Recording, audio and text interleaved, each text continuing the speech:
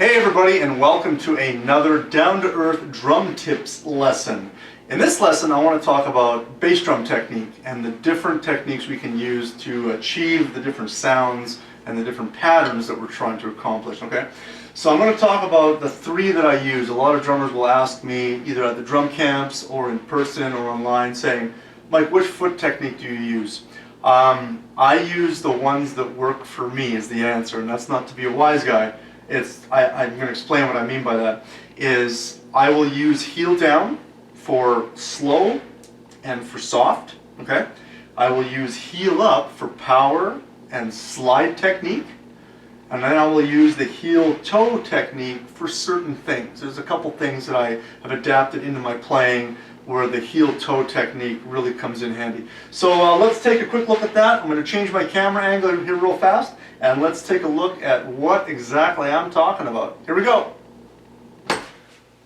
Okay, so let me demonstrate what I was talking about with those different foot techniques. Okay, so heel down simply means just resting my foot on the pedal and tapping my foot like as if I was tapping my foot at a concert, but I had to be quiet because my shoe was making sound on the floor. So just something like this. And I use heel down for slow playing and for soft playing. Mainly because I have all that control in my ankle. Okay? Now, I don't play generally very loud with my heel down. That might be my comfort barrier of where I'm going to get louder, because I would go to heel up at that point. Because I'm starting to feel it in my knee and in my lower thigh, over by my knee, because I'm starting to put more pressure on my leg by doing that. So you're going to find your own comfort for heel down power. Okay, so that's what I'll generally do if I can play super soft, you know, slow as I'm playing.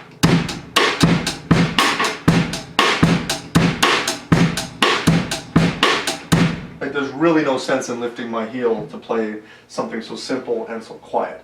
So now when I go to heel up simply means I'm just raising my heel up enough so now that I have to get my leg into the equation, okay? So if I lift my leg up, I mean the beater's on the head, that's fine. If I lift my heel up and then I raise my leg, the spring gets released, the beater comes back. I'm dropping my leg, not really forcing it down, just kind of dropping it, right? You can tell right away I'm already getting more power. Okay?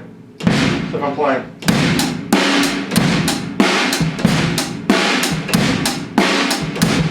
Okay, I definitely get more power now from getting my whole leg into it. It's pretty obvious that the leg is a heavy limb. Okay?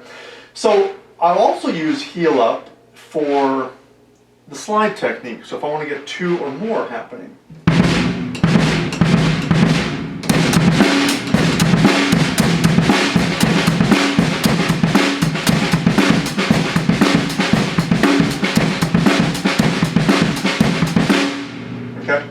And of course the slide technique is more the middle of the pedal, pressing down, sliding my foot forward just a little bit, and getting that second note. You don't need to exaggerate it. I see people going, and the result is not good.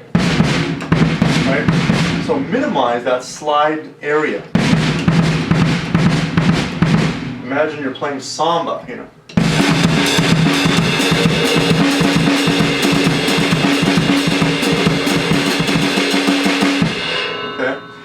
If you have to get that fast, your foot is really going to have a very small range of motion down there. So, and it's good to have a shoe that slides. Okay, so that's my slide technique for heel up. And then of course the heel toe technique is something that I only discovered maybe 5 years ago, and I use that on occasion for some stuff. I always say that there's got to be another option to things that aren't working with the technique you can already do.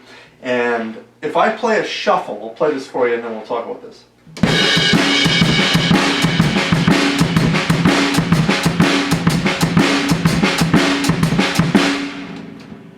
Notice that my foot's generally staying in the same spot on the footboard, but I've got this.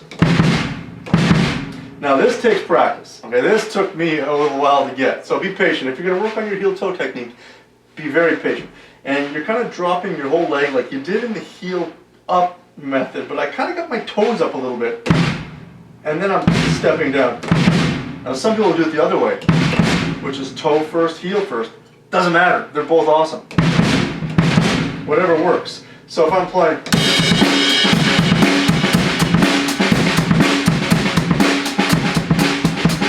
now the cool thing is, this kind of adapts into my heel down playing, because I'm really lowering my foot to get the heel closer to the pedal to do this heel toe technique to get a softer volume. And the motion is so small now, very over exaggerated, like you might see in some videos online.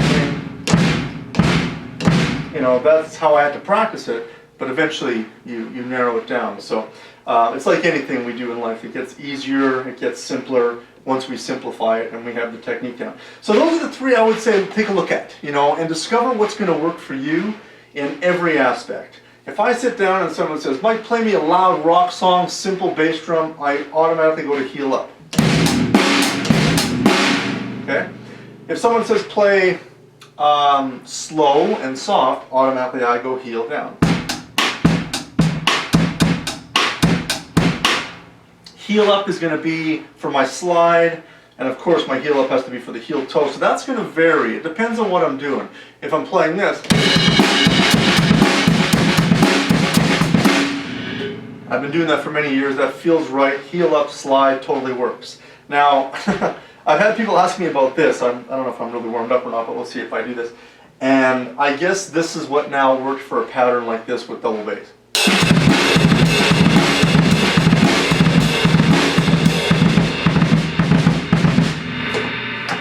And there's obviously a bit of heel toe happening in there, and I find it, for me now, easier, especially getting older and everything, it's easier than constantly getting my legs moving.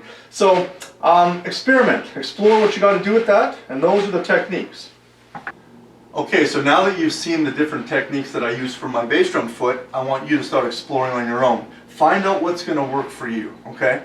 And play your favorite songs, whether it be simple, whether it be challenging, whether it be double bass, whether it be blues, funk, whatever, I don't care. Try these different things and explore. There is no right and wrong, there's only what's right for you, is what I'm starting to establish in my many years of teaching now, is you're going to find what works for you.